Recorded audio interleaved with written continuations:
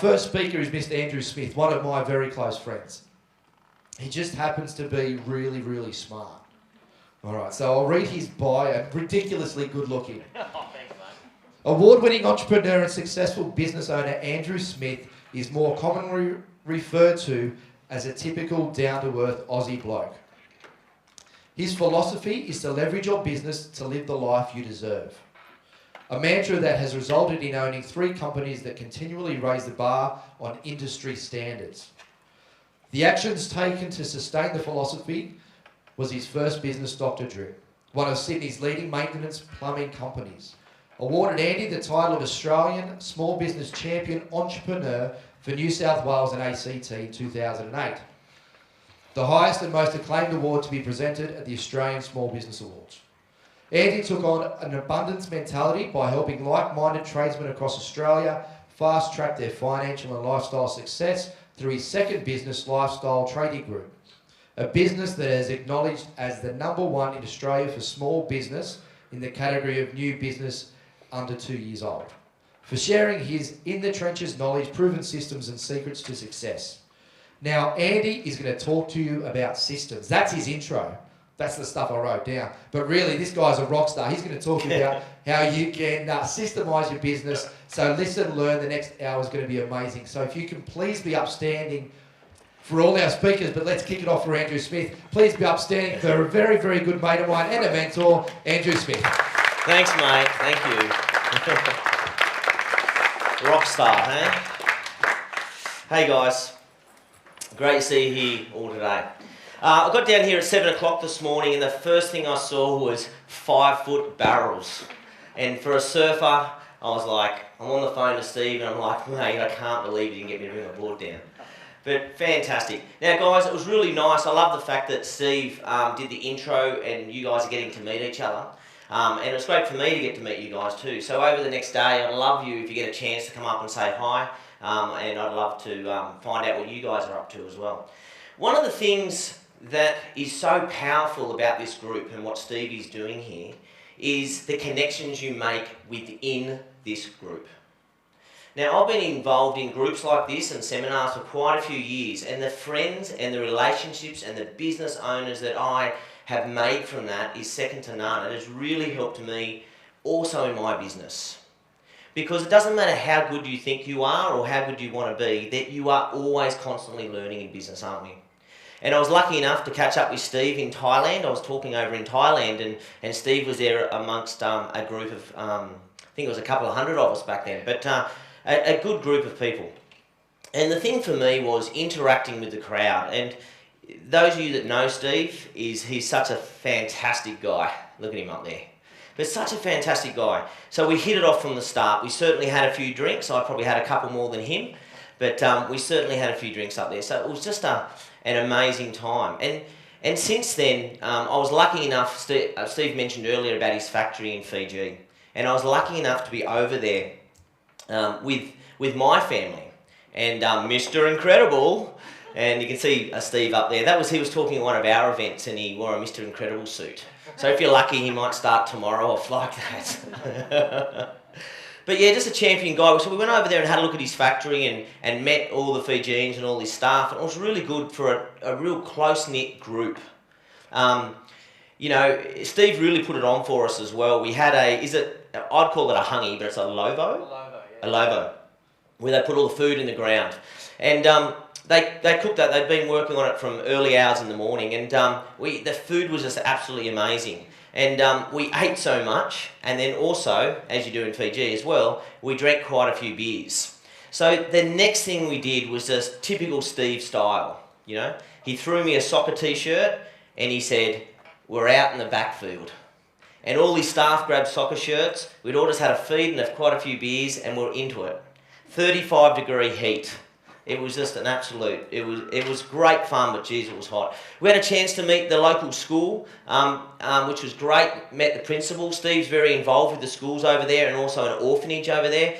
Just a really, really good time. He's an absolute great bloke, and you've come to the right place to be hanging out with Steve, I can tell you that. Just a little bit about my story and what I've done over the years.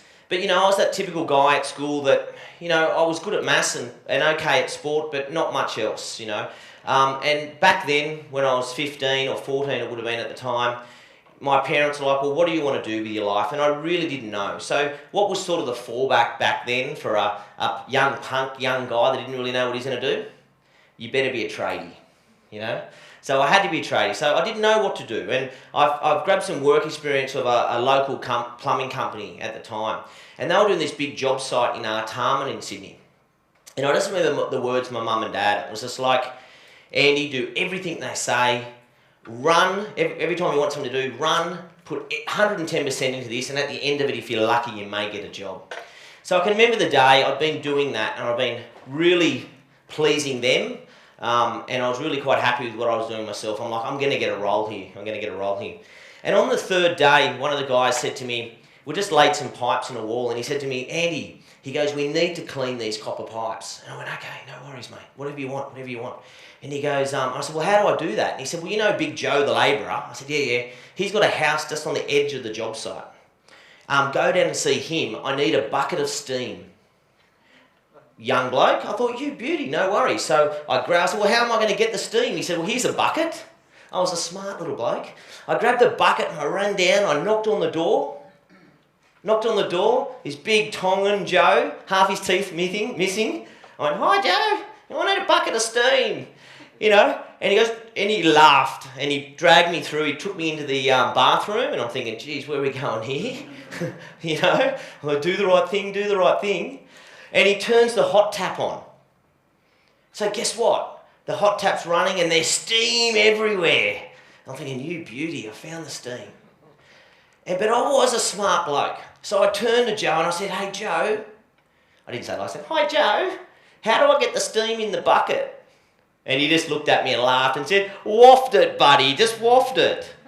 And it was at that stage that, with his laughter, I realised he was taking the piss. And that was the real introduction to me as a tradie and what I was going to be in with for years and years to come. And I can tell you, my apprentices since then have really copped it as well.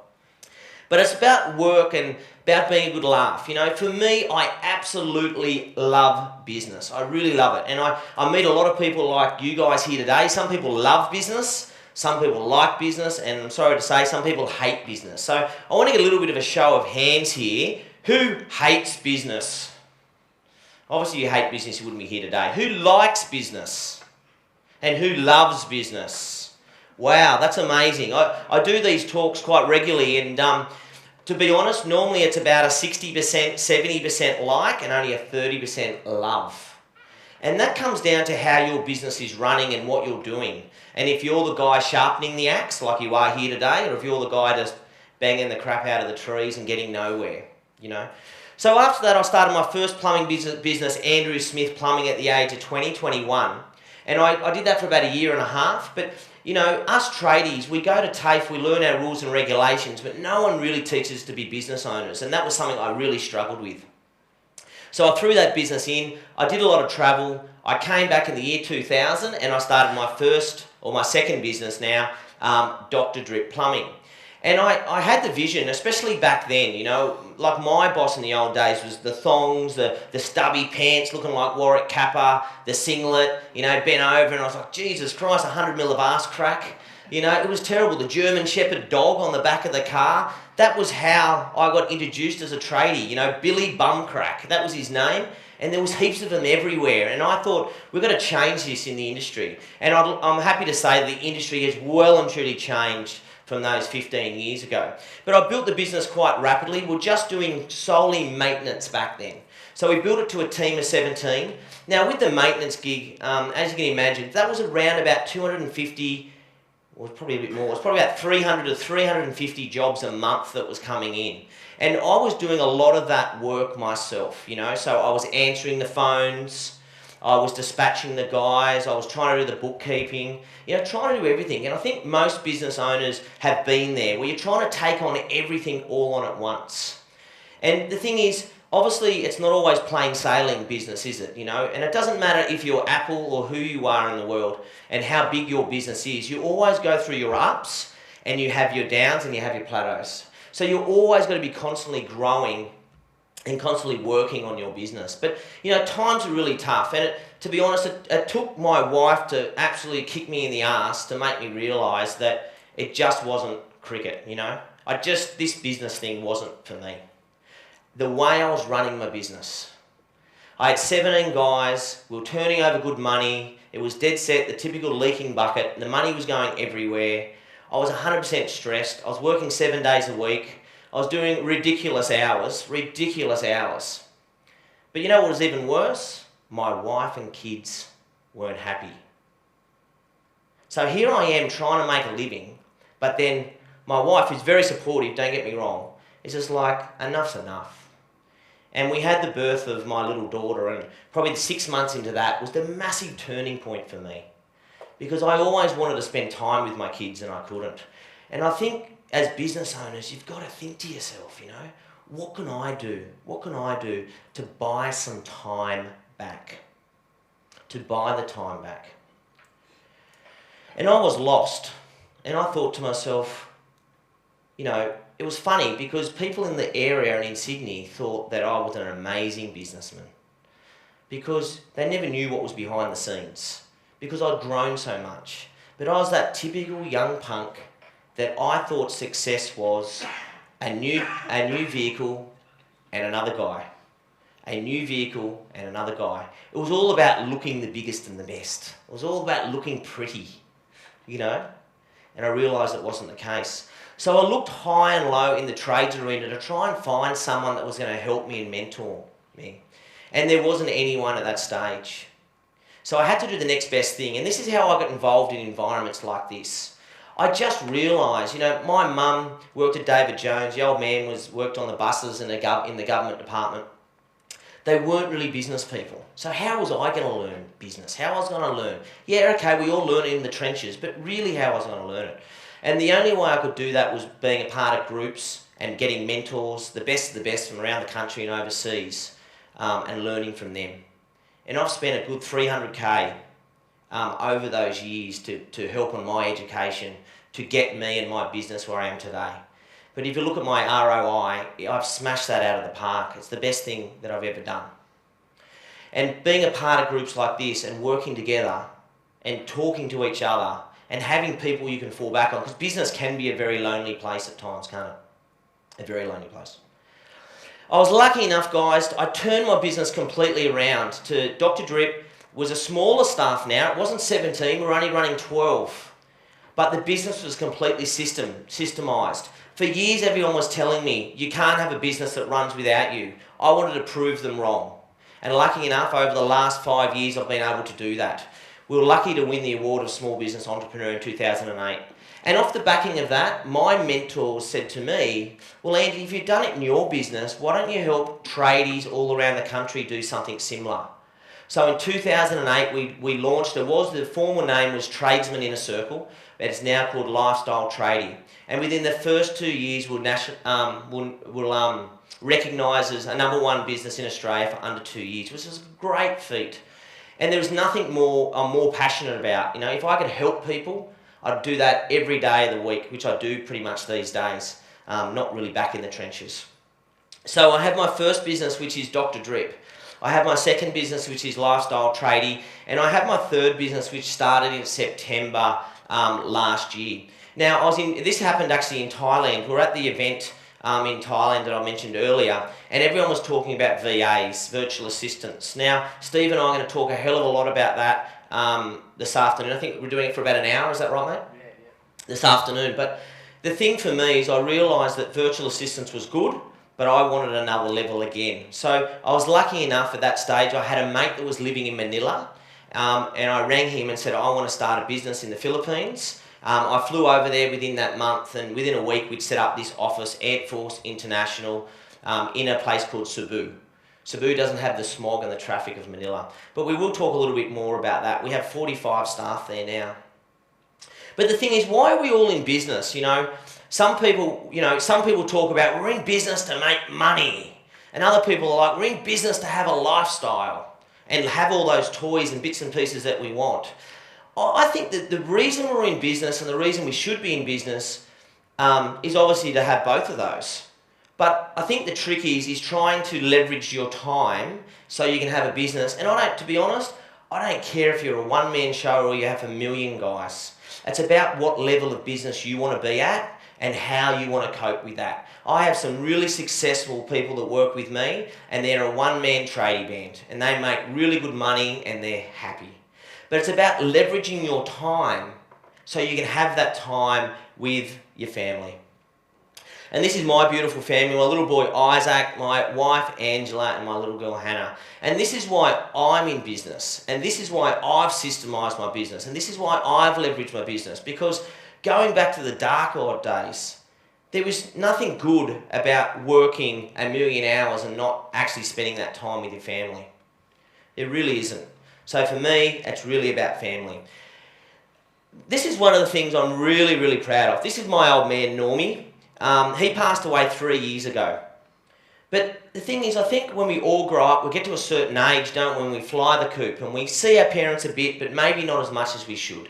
Dad got diagnosed with cancer and he had 3 months to live, okay? Now, the thing for that, and the thing for me was, my business was in a position that I just stopped working on my business, completely, 100% stopped, and just hung out with the old man. Now, looking back, you can never take that away from anyone. You can jam your money. You can jam your money. You'll never, ever forget that experience. Sorry, geez.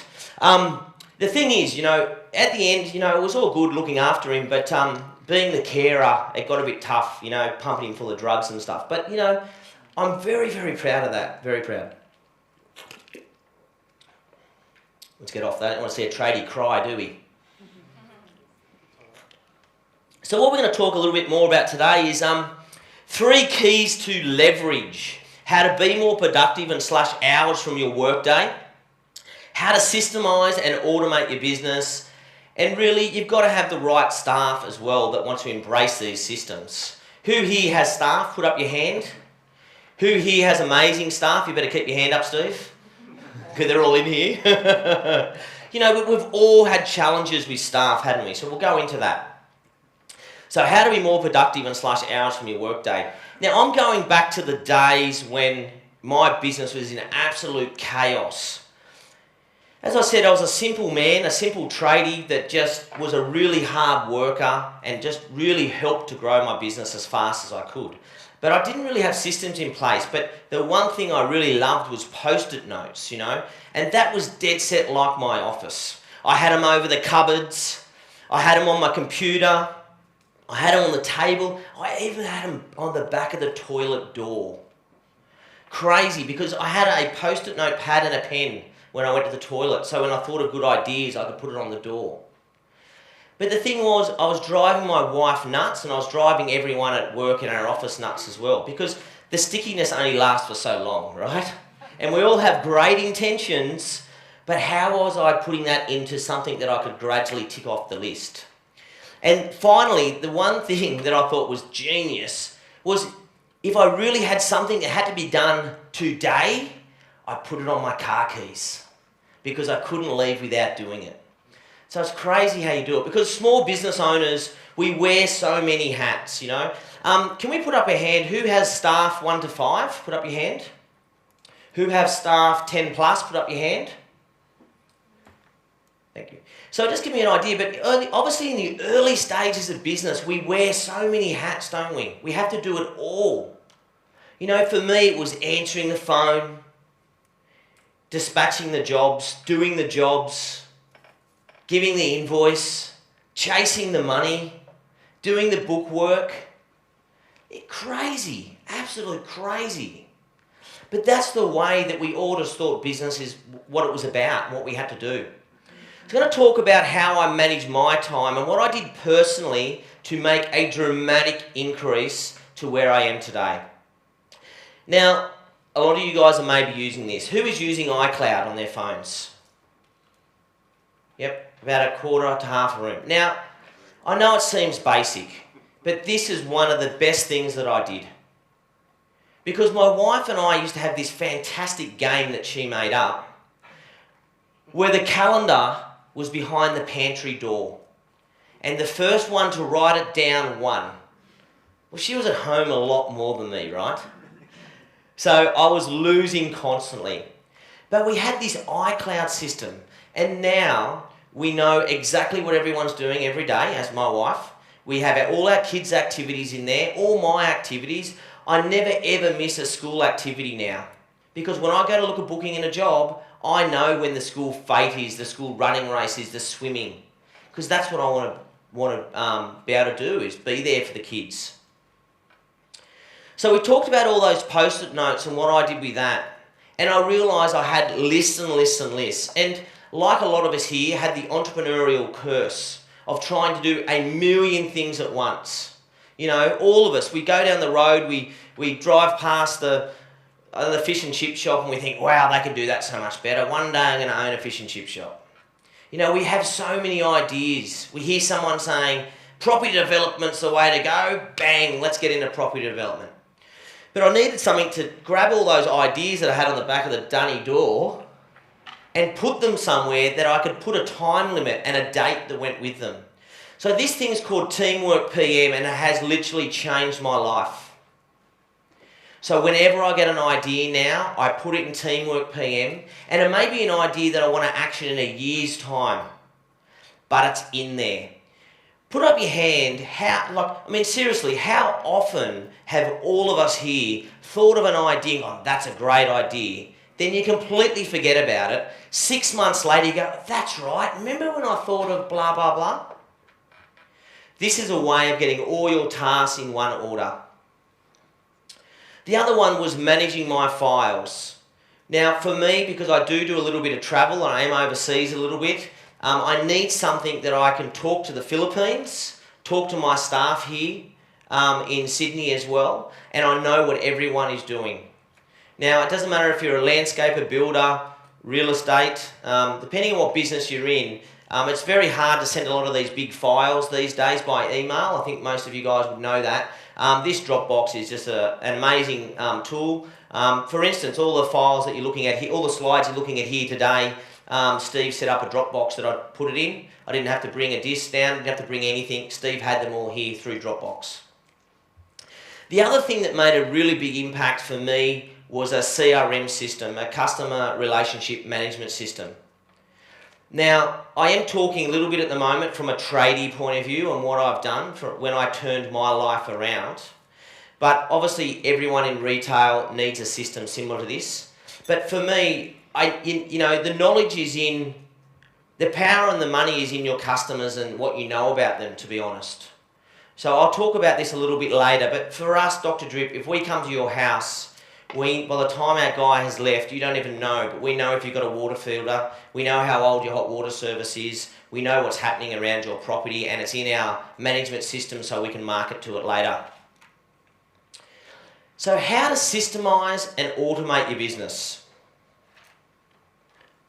The interesting thing is, if I asked everyone in the room, everyone would say, my business is systemized. And I used to think that too. But the problem with my systems were, they were always in my head. And no one really knew what they were. I would yell and scream at my tradies, expecting them to remember what I told them a week ago, 6 months ago. But you know what? They didn't. And it doesn't matter who your staff are, we're in the same boat. You'll get a very select few that will understand you and act like you. I'm talking less than 0.001%. But when you find those staff members, then hang on to them because they just get it. They just get it. But most have to follow a process. So we thought back then, well, obviously I've got to systemize my business, and my mentors were like, well, if you wanted to sell your business tomorrow, could you? And I went, well, I probably could. He said, but who would buy a business with 17 staff that's turning over a lot of money but it's running like crap? I suppose someone that had good systems that they could put in place. But we had nothing, and that's what made us realise that we had to go down that path. So the first thing we did was we went through every role. I actually got my team to build a lot of our systems, believe it or not. A lot of my mates laugh and they go, your number one trait, Andy, is you are the king of delegating. And I am. I am the king of delegating. And I don't know how I do it. It's probably from a lot of practice. But someone will come to me and say, Andy, I reckon you need to do... And before the conversation is even finished, they're doing it. And I think as entrepreneurs, if you want a business that runs and grows, you need to build systems so that you can delegate. Because the old saying is, no one can do it as good as me. No one can do it as good as me. What a load of crap. Seriously, it's a load of crap. I've got people that can do things better than me. But you've got to find them and you've got to train them to think like you think. So we put them all down in paper and I thought, this is the way to go. We had a book, around about 50 pages long for all our tradies in our cars as well. And if the trade, because one of the things that we always had was, being the owner, everyone asks you the question, don't they? If they want to, it's like me at home. And I hope this doesn't sound sexist, but it's like me at home. When I want to, hey Ange, where's my shirt? She goes, where it always is, in the cupboard. I knew it was freaking in the cupboard. But I was too lazy to go and have a quick look. And that's what our staff do constantly. It's easier to ask you to get the answer than think themselves. So you've got to train your guys to think. So we had a system in place that if anyone rang, this is when I was still part of the business, if anyone rang the business and talked to me, I would say, what do you think? That was my response. What do you think? And I'd wait for them to respond. And I used to say to them, don't you ring me up and just want an answer, because I'm not giving it to you. You ring me up with a solution and then I'll help. And hang up. That guys would ring me back. Okay, this is the situation. They thought, blah, blah, blah, blah. Fantastic, mate. So you've used your brains. You've used your brains. That's it. That's what you need to do.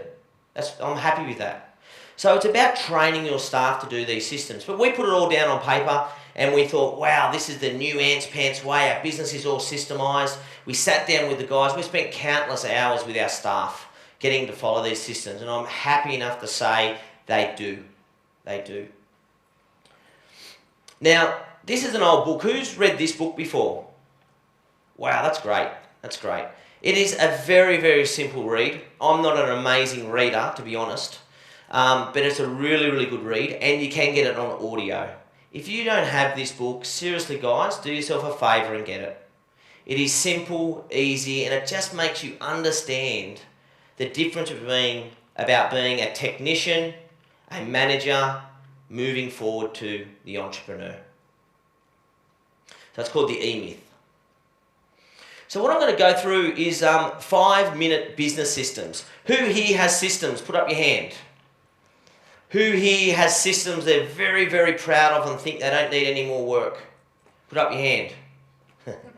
Systems never finish, eh? Doesn't matter how good they are. Who here has systems? Obviously you've got them all written down, have you, in paper format? Is that where they all are, like in the shelves, or online? Online? Fantastic. Online? Great, great. Who here has them in video format? Some? Okay, so I'm going to go through how you can build some systems today and what we've done with our business to really make a big impact. Because as we know, looking back up on those shelves, you know, we're all the same. A lot of our systems are in the cupboard. Go, where's that system for that? Yep, that's locked away in the cupboard.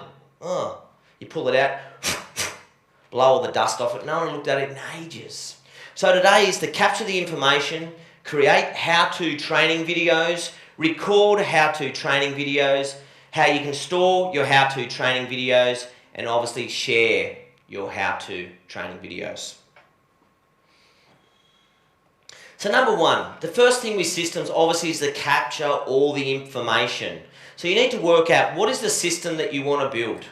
And you need to write down everything about that system. I love this photo because this is what I do with our whiteboard. We sit down, thanks mate. We sit down and we write down everything that needs to be done. Step 2, this is a thing called FreeMind. Now this is a mind mapping process. I don't know if anyone's been using any of these mind mapping process, but this is what we did for our office admin part of our business. And once we wrote that down on the whiteboard, then we broke them down into different categories so we could work out how our systems were all running. So number 2, let's talk about create how-to business systems and some of the most effective ways of doing that. So I've just got a very simple process here. The one thing I realised as well in business for me is some of the most successful franchises out there are the ones that are simple. Fairly simple. McDonald's, Baker's Delight, Boost Juice, I mean, you name it. Why is that? Because you can get a 16-year-old girl to cook, to do it, to make the drinks, girl, guy. You know, and that's what I realised in my business was the more complicated we made it, the harder it was for the tradies. And the more complicated we had it, the more qualified tradie we needed. Now that causes a problem. So we were doing work on the highest residential building in Sydney. But the problem was our average tradie would walk in there and the plant room would be as big as this, and he was trying to shut the water down for a certain section of the building, and he really didn't know how to do it. So what would he do? On the phone, Andy, I'm at this building. So what would I do? I'd have to run down there and save him and try and work it out myself and do the job. Now, we made a lot of money from that business, but I actually talked to the manager there and said, listen, we don't want to do the work here anymore. And the whole reason was that. It was cannibalising my time. And you've got to think as business owners too, what cannibalises your time? And how much are you worth an hour? My guys getting there at that stage, they're $80 an hour, and then me having to go down and save them. There was no profit in that job whatsoever. So what do you do in your business that you may not need to do, that you can only do that cannibalises your time? So I'm going to talk about how to build a system, but how to build a very easy system, something that maybe a 12-year-old can do.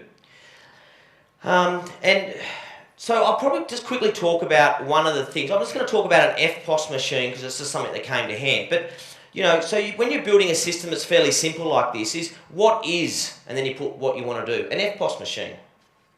So why do we use an FPOS machine? Is obviously to collect money.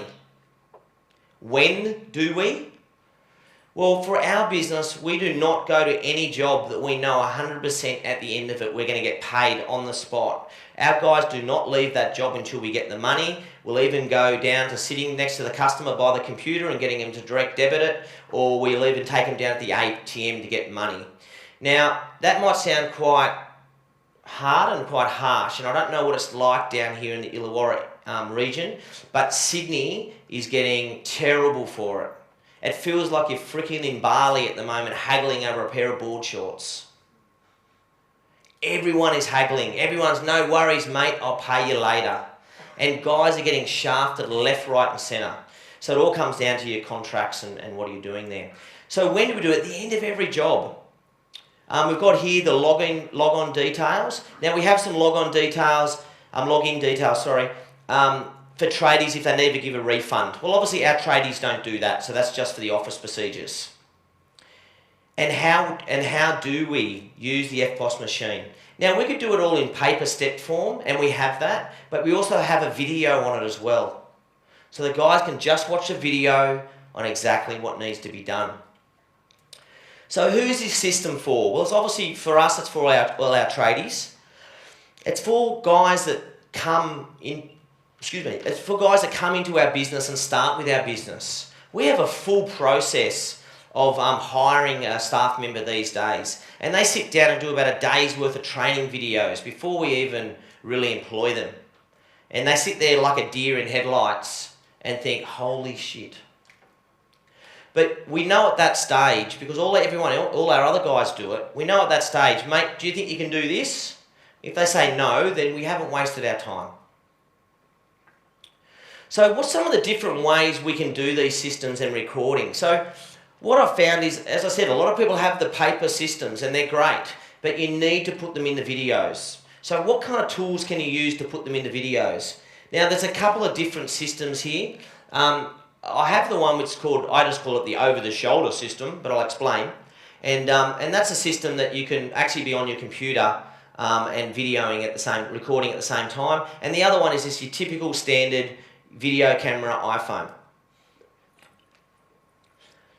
Now, guys, I was going to do a live demonstration on this today, but it's in regard to the internet and so forth, so I'm not going to do that. But who here is using Jing? I know Steve said he's mentioned it to a few of you guys.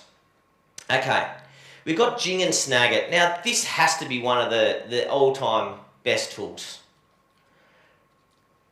So what do you use Jing for? It's like you're sitting at your computer screen and the video is actually capturing your computer screen at the time. Now for me, having the outsourcing overseas is, for instance, if I want to make a change to my website, I've got a choice. The old way I'd write an email, I'd look at my website on the screen, I'd write an email and say, "Hi, I'd like to change this on my website." I have to explain exactly where it was, what I wanted to change it to. And being a guy that still types with 2 fingers, it's not the fastest way to write an email. So we found this system called Jing, and there's quite a few people using it, I know more and more now. So I can actually sit there on my screen, I can download a button, I can have a look at my website, I can capture a certain section of my website, and I can make a video then and there on the spot and change exactly what I need for my team in the Philippines. That's just so simple and easy to understand. Simple and easy. If you do Jing, Jing is free and it only lasts for 5 minutes, and Snagit is $50, but you can do 5 minutes, 15, 20, half an hour plus. Why I'm showing you that is because what in your business, I know I talked a little bit about tradies, but what in your business can you systemize using this process? Now, it could be doing accounts. It could be checking up bank reconcile. It could be doing MYOB. You know, all of our stuff is systemized using this system.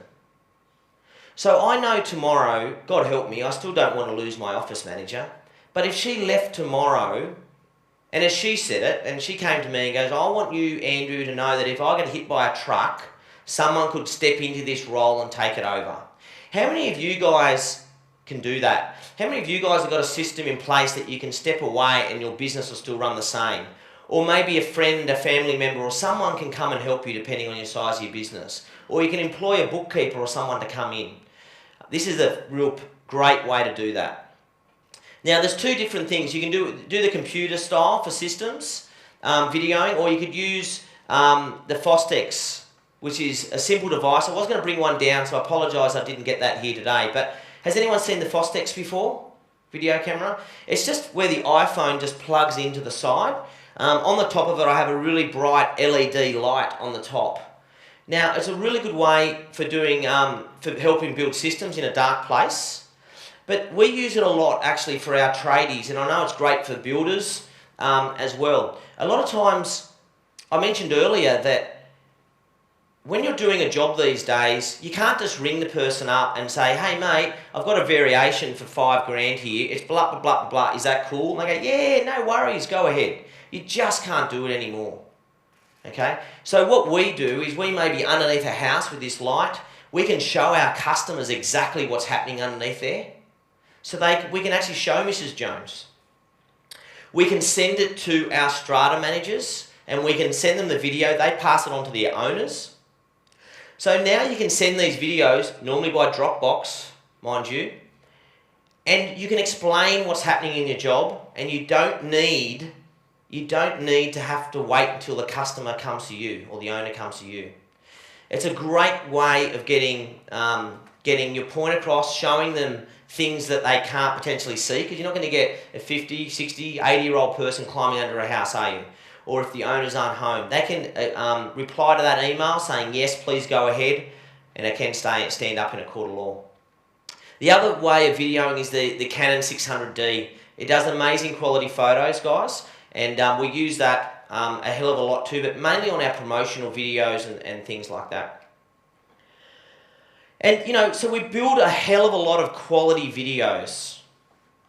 But the thing that I see a lot is it's not just about quality. It's seriously not about quality. If you have a look at the Dr. Drip website, we're actually doing test and measure at the moment where half of you guys, for instance, will go on and there'll be a YouTube video, and the other half will go on and the YouTube video won't be seen. And we're doing a test and measure on the conversion rate between having the video on the site and having the video off the site. But it was something that the guys in the Philippines said to me, Andrew, we need one. I said, when? They said, well, now, but as soon as you can.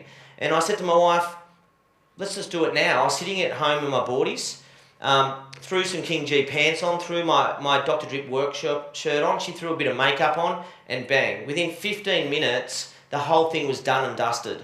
So I think we all have this theory that I don't look good or my hair's out of shape, or, people just want you to be real. They just want you to be real.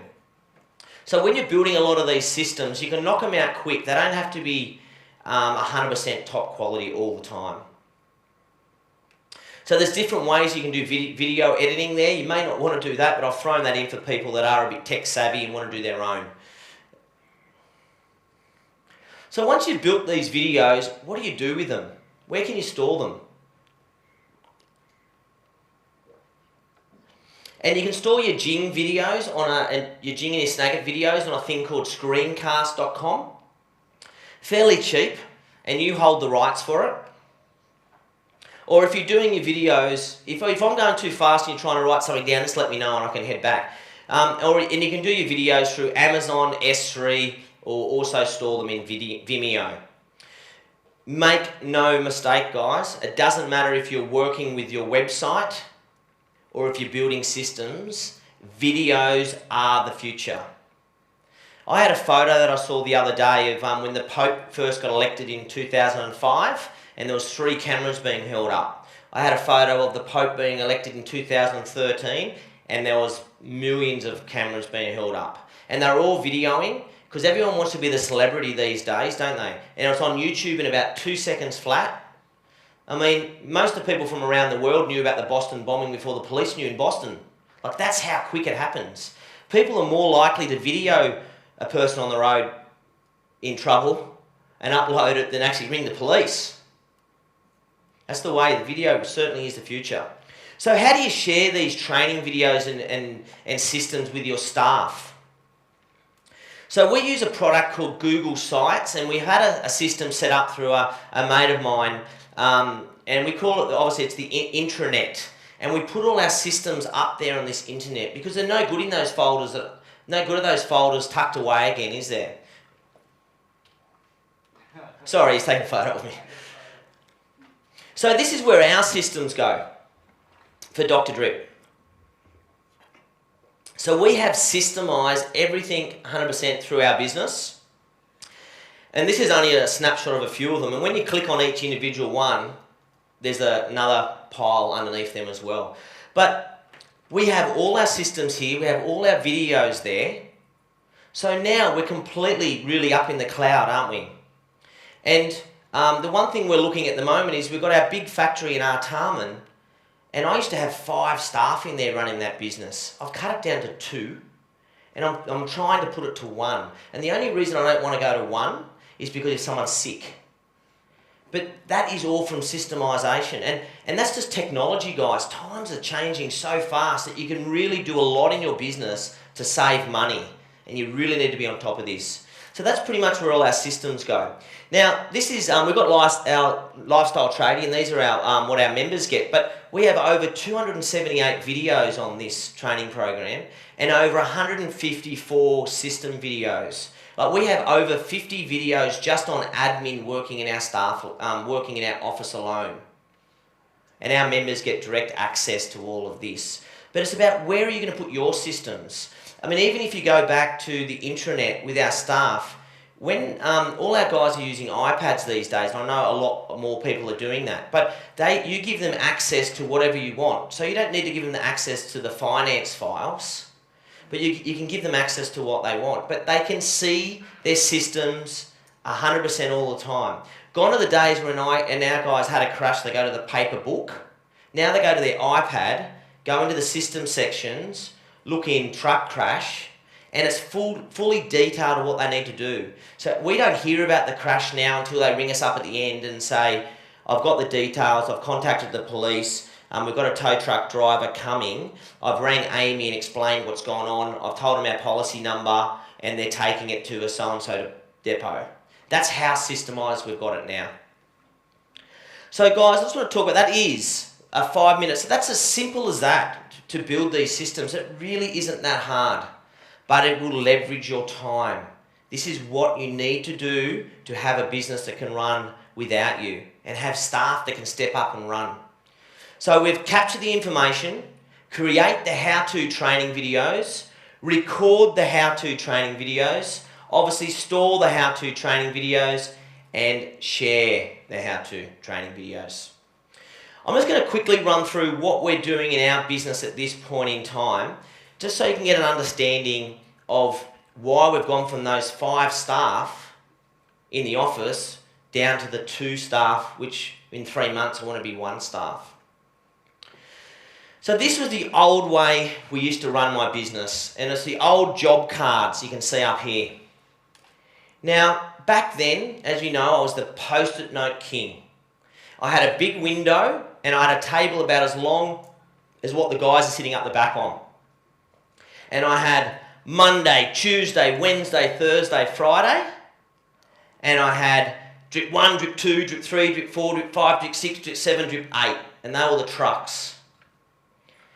And then I used to put all the cards behind the days and the trucks for that day. And I felt like a dealer from the casino. So not only was I on the phone dealing with the customer, I was shuffling all these jobs. That is how I ran my business. And the customer would ring me and say, Andy, when are you coming to my job? And I say, hang on, Mrs. Jones, I'll just have a look. And I look in my day and I think, holy crap, have we booked you in, Mrs. Jones? No. So then I go to my pile of cards that I knew I hadn't booked in and put anywhere yet, and I'd pull it out and I say, Mrs. Jones, we've actually got you booked in for 7 a.m. tomorrow morning. Oh, that's fantastic. So then I'd put it underneath one of the trucks and then freak out because I had to move some jobs to get that customer in. But that is how I ran my trade business. That is how I ran it. Absolute crazy, but didn't know any better. I mean, there's still people today running their business like that. I'm talking to tradies up and down the coast, and they're still running their business like this. So then we obviously went to the CRM system, which has made a massive difference to our business. Now, I mentioned earlier about a CRM. Everyone understands what a CRM system is, right? Yep. So it stores all our details, all our marketing material. We understand exactly where all our work is coming from. We break it down into certain suburbs. We know our average dollar sale for each suburb. We know which marketing campaign is bringing in that money. We know how many phone calls we got, what the conversion rate was it. Do you think that's powerful? The amount of money, wouldn't it be interesting to know the amount of money that is wasted with marketing throughout Australia? Most people, this is how they market. Okay, I need more work. I need it now. What is my competitor doing? He's a big mob. He does that. I'm going to do that too. We all know it doesn't work like that, right? But people are constantly doing that. They're just following each other. You know, I look at Google AdWords at the moment up in Sydney, and Plumber Sydney, we're paying up to $25 a click. $25 a click. Is people making money on that? Well, there's some companies that are. There are some companies that are. But then it comes down to integrity and how you want to run your business. You know, do you want to be a cheap price, an average price, or absolutely blow the crap out of people and never be used again? And you know, some people like that. Some people like that. That's not everyone, but some people have a different level of what they want to do in business. You know, I think for me, you know, I look at business as a long-term journey. We've gone from the old paper ways to the iPads. Now, when we were in the paper, we had about 6 different invoice books. Like we had, we had a plumbing inspection, so we'd go there and do an inspection. We had our invoice book. We had an OH&S, which is WH&S safety book. We had a purchase order book. And we had our quote book. So the guys had all these books, and they'd put their bag on and they'd walk up to the customer like this, you know. You know, it's all on the iPad now. It's all on the iPad. So we'll go through just quickly some of the systems that we use. The CRM system I've been using is Service CEO. It's an American brand. And it was interesting because we've been asking them to, we wanted to run iPads through their company, but being in America, I thought they would have been all over it, but they weren't. A company's come on called Service Bridge, and they've taken over that part, so they're sort of like a joined. But we use Service CEO, and we've been using it for 7 years, and it's got amazing data, and it's been great for all our tracking. It's been really good for our business. But like all technology, it's time for us to move on. The biggest problem we have is that, you know, although we can go through the cloud with it, it just seems to go through old servers and it just takes forever. So we're standing there in front of a client getting them to sign something and we're waiting for the spinning wheel. There was nothing more frustrating. So we've actually headed to a system called Connectix, which is an amazing system, and we're doing a lot of work with the guys at the moment. So I'm just going to go through our job flow. Now, you can look at this and go, well, that's a tradie. And you're 100% right, it is a tradie. But what do you have in your business? This is just what we do every day. It never ever changes. It's exactly the same. The only problem we ever have in our business when someone doesn't follow a system. The only time. So I'll just go through the process. But think about your business. It doesn't matter if you're in retail, you're an accountant, you're an architect. It doesn't matter who you are. Everyone needs a process from the moment that phone rings. How does it run through your business? So for us, it starts with the phone call.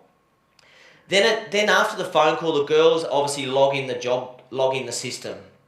Now, our new system is going to be really cool because when someone rings the phone number, if that's a client of ours, it actually comes through to our phone and tells us which part of our marketing it's come through. But it also uploads the client's details on the computer screen before we've even answered the phone. So we can answer it, "Hi, Mrs. Jones, how you going?" which they get a bit freaked out about. So they job log all the information in. We talk about our history. The customer feels at ease because we've talked about the last time we were there. We have scripts on how we do that. We organise a time that is suited for them. We're guaranteed to be there within a 2-hour time slot. We guarantee to be there at 7 a.m. though, if they want a fixed time. With all that details, then we actually send it to our iPad system. Now at the moment, we're also sending it to a Navman system that we've had for quite a few years, which we're changing. And the guys press accept and go, and it takes them to the job. So no more of the times of, hey, beautiful sunny 35-degree day, let's just take a detour past Bondi Beach to check out the chicks. Because that's what we do. That's what tradies do. We've stopped all of that. And the other thing we've stopped with that Navman is the old, oh yeah, I worked half an hour overtime. It's easy to everyone to fudge half an hour overtime unless you got your tracking. So with the tracking, we know when they start the car, we know when they turn the car off. I know you've got to trust your staff, but I think it doesn't matter who your staff are. You know, you give them a little bit and they can take a bit more. And if you've got a big team, you know, we pay 15 minutes overtime. Everything's 15 minutes now. But if you've got a big team and they're constantly kidding you for half an hour here and there and there's 5 trucks, that's a lot of time, guys, a lot of time. So that information goes through onto their iPad and they ring Mrs. Jones and say, "Hi, Mrs. Jones, I'm on my way, can't wait to see you." They try and build a relationship with her on the phone then and there. So when they rock up to the front door, they have their bag on their shoulders, they have their iPad in their hand, they get to the front door and they put their clean boots on. They talk to Mrs. Jones and ask her what the problem is today. They walk through the house, they lay down a mat, they put their tools on the mat, and we have a look at the initial problem. After the guys have looked at the initial problem, they do a quick survey of the house. Now you need to get permission, and we get permission 90% of the time. "Listen, Mrs. Jones, what we've found is we don't want to go away in a week's time and you ring up with another problem. Have you got any other problems in the house?" "No." "Yes." "Do you mind if I just have a quick look?" "You can come with me, come with me." And we have a plumbing inspection that we go through, and it's just a ticker box, all on the iPad.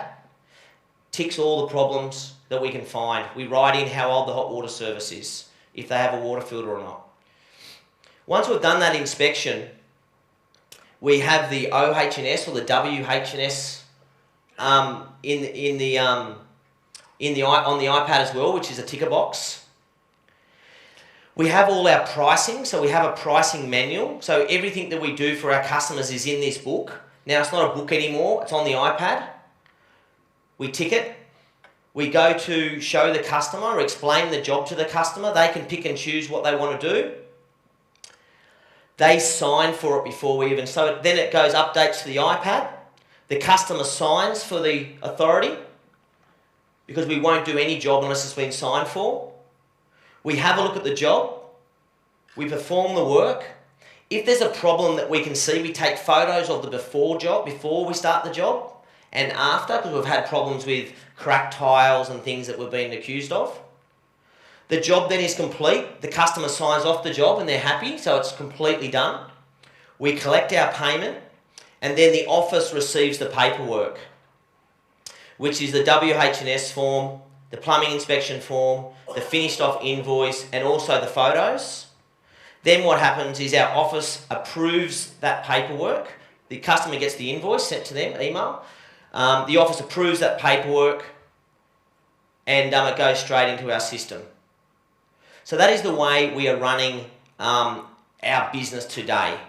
Now it's a lot different, guys, from the juggling the cards, the boys having a million invoice books, the boys having to come back every 5 minutes to give us checks, paperwork, they had to staple them the right way, they've lost their paperwork, the dog's eaten their paperwork. I mean, all those things that we've all had as business owners. So you guys, what are the things in your business that you can systemize like that? Because that is going to be a turning point of buying back time. You need the right staff. Now, we've all been there. You employ... So when does most people employ a staff member? When they're struggling, they've got that much work, they can't keep up, they need a staff member now, I'm pulling my hair out, I need a staff member. That is totally the wrong time to be hiring a staff member. Because you are taking whatever comes along. You're not waiting. We constantly advertise. We might advertise for 3 to 6 months before we get that right person that'll start with us.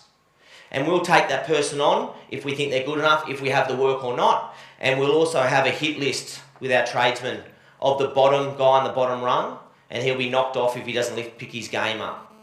But staff is the number one priority, and how you look after staff and make them a part of your team. That is one thing that I like to really instill in my group, is the culture, and having the staff members really step up constantly to the plate.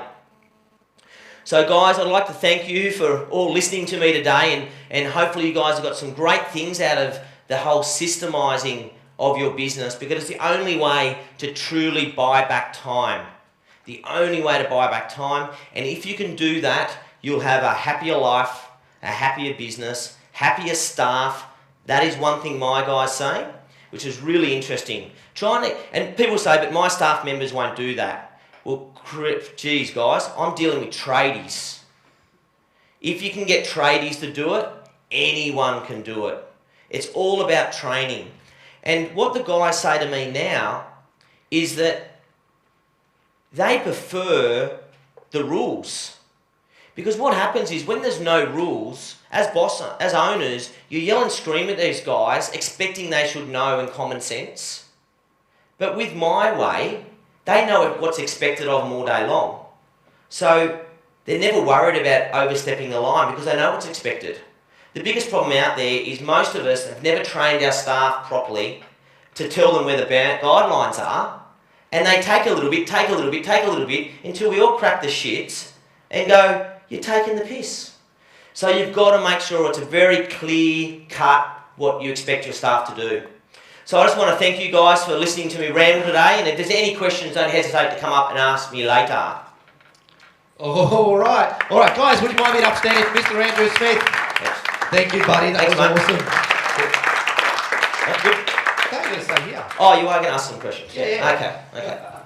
Thanks, mate. Now, God, I hope you guys got... Come here. Oh, do you want to cuddle me? Okay. That's what It's just like Fiji when you're putting the sunscreen on my back. That'd be groovy. Now, that's a real life business. That's what I love about Andy when he gets up and talks. There is too many people that get up on stage and they talk about things that sound great. All right. In theory, anything sounds great. All right. If you had someone up here who hadn't done it, it would be less credible. All right, because anybody can talk about systems and why they should do it. But actually having someone who's actually done it, seen the benefits of it, that's where I see the true value in Andy. So thank you very much for that. Thanks, mate. All right, so questions. We would love to have some questions and some feedback. Systems are so important. So is there anything you want to talk about? Is there anything? Yeah, Kim. Hi Andy, that was really good. Thanks, Kim. Can you hear me? Just had a quick question about how you did your systems breakdown. Did you sit down yourself and say, right, today I'm just going to get this done? Or did you get a team of people in to Okay, yeah, shop it? yeah. I didn't do them myself because I delegate, yeah?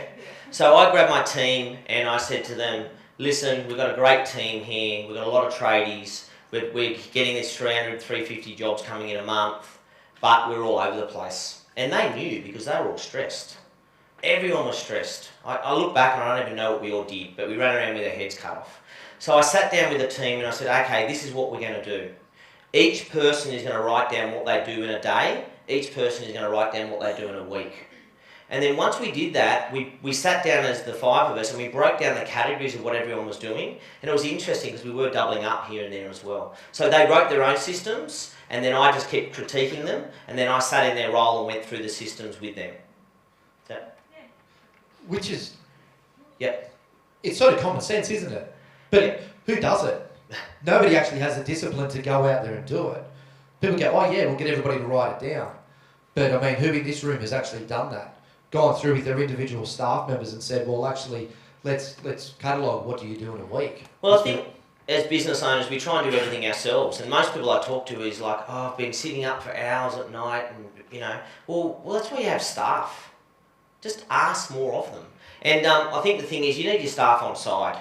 You know, if you've got people that aren't really that happy in your business and you ask them to do something extra, they go, well, I'll do something extra, but what are you going to pay me to do something extra, you know?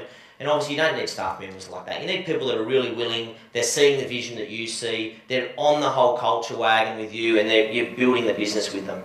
In our business, we call it the champion. You know, like you've got to, if you own the business, you've got to be the champion to your staff. You know, Yep. they see you as a champion, you will get 110% out of them. You 100%. know, that's the way. 100%. You know, we try to motivate people. So. I think staff is such a critical thing, and I hear some people yell and scream at their staff, and they play the real hardball. I've never ever done that. My staff members have never ever seen me yell and scream at them. The thing for that is I try and build a really good relationship. They know that if there's a problem, I bring them inside. We have it actually documented on paper, to be honest, so we should put it on the iPad. But the office staff has let me know what they're slipping on. I sit down, this is how it starts. So the guys sit down, and they are a little bit nervous, even though we're mates, but they know when they come into the office, and I say to them, hey mate, how's it going? They go, yeah, no, really good. And I said, hey, do you really like working here? And they go, yeah, I love it here. And I said, mate, I love you working here too. It's really good. But there's some systems that aren't getting done at the moment, and you know how fanatical I am on systems. I go, yeah.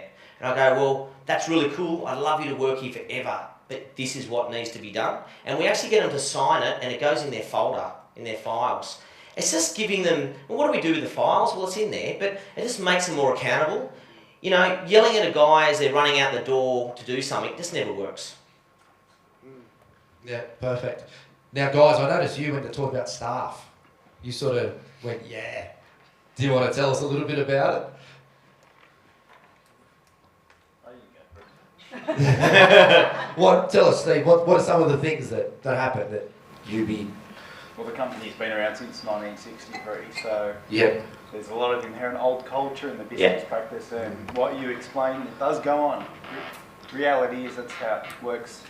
They're on the clock. Yep. They clock in early in the morning and they finish 3:30 on the dot, and they all want to be out. Yep. Responsibility always falls back on the GM, Yep. and he finds himself in a position of babying staff. That's and it. Sometimes he does. Reality is he does yell, and I sit there and from behind and watch. We are trying to change those practices. Yeah, and it wasn't easy for me to change. Like when we had that team of 17, we had a lot of guys there, and when I brought the NavMan system in, which is a tracking system, I didn't actually explain that, but it's a tracking system. I had my manager or leading hand at the time, and he was like, yeah, great idea, great idea. But unbeknownst to me, he was saying to the boys, this is shit. You know, what are these doing? He's tracking us. You know, I've been part of the union. You're not allowed to do this stuff. I don't think we should take it on. So he was behind the scenes bagging me, but in the meetings going, yeah, Andy, good idea. So, you know, and I was like, you're kidding me. I just couldn't believe it. And there was inside information being leaked through him. So to change them, when I had that team, I had a hit list. I knew who I was getting rid of. And I think everyone, honestly, should have a hit list. Seriously, you've got to have a hit list of who are the people that maybe aren't stepping up. But it's your job to make them step up. But if they don't, well, they're the first ones gone, eh? Yeah, and that's a tough conversation. I always know, got an awesome team, but I always know who's the next one going. Yeah. And we're in that environment at the moment. We've got to be doing things smarter, don't we?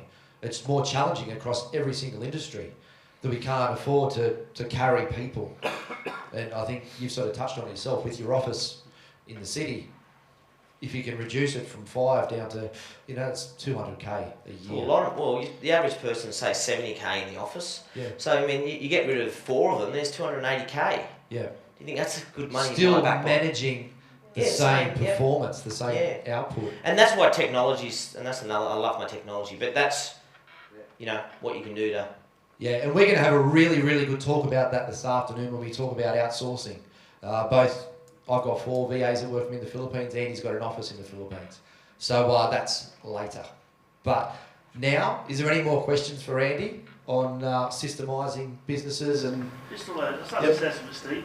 Just, I'm a builder. The recent inquiry from the government into insolvency in the building industry, I don't know if you know the facts on what. No, I don't. 90% has just been released that the reason for insolvency in construction was no systems and poor management. It's a fact. It's just been released. Yeah. So 90% is a massive number, and that's the reason why these builders are going under. Exactly. So Chris has just said that 90% of builders in that industry go under through lack of systemising their business. Yeah. So it's amazing. It's 90%. Ridiculous. I think I had a statistic that I talk about a lot is within the first years, 20% of businesses fail. Within the 5 years, 35% of businesses fail. But they only fail because of systems and it getting too much for them, you know, and that's it. It's just all down to systems. If you want a better working life balance, it's systems. You know, does it happen overnight? No. But it happens. Yeah. Do it once, get paid forever. Yep. Video it. Awesome. We're going to have a break for half an hour. So you guys can duck out. Thank you very much, Andy. If you could put your hands together again for Andy. Thanks, guys. Thank you.